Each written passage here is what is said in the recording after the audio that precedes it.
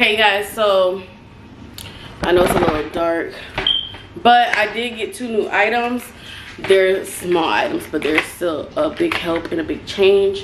So I got this needle threaders from Walmart. It's probably like, I got these pink ones for like $2, but they have some that's like $1. But I wanted these pink ones, so it's like $2. So we're gonna use this big frame.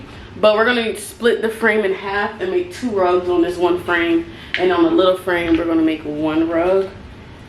So I know what 2 rugs I want to make for sure. I'm not sure what my 3rd one's going to be just yet. I keep changing it. So we'll see about that. But this is what the threaders look like. They just have like a little thing.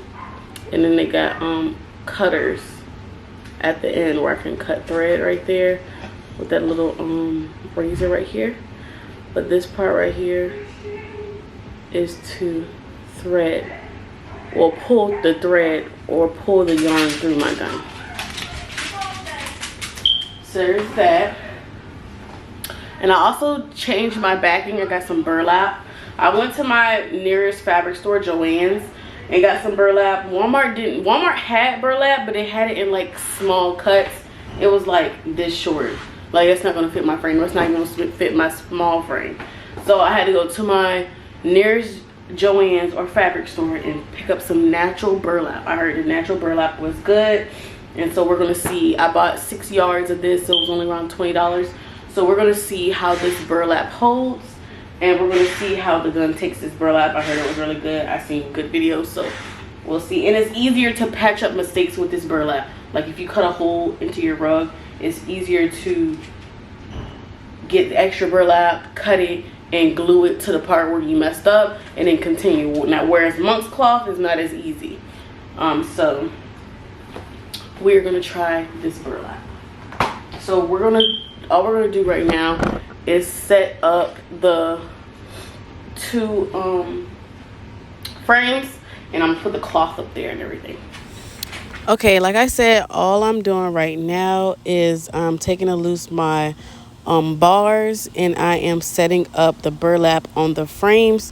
Now, when you set up the burlap on the frames, you want to make sure that you stretched it as best as you could, because you don't want that bottom piece to, like, you want it to feel like a drum. We're gonna put it like that. You want it to be tight. You don't want it to be loose, because if it's loose, then it's gonna really affect how the gun moves and how the work displays on the burlap.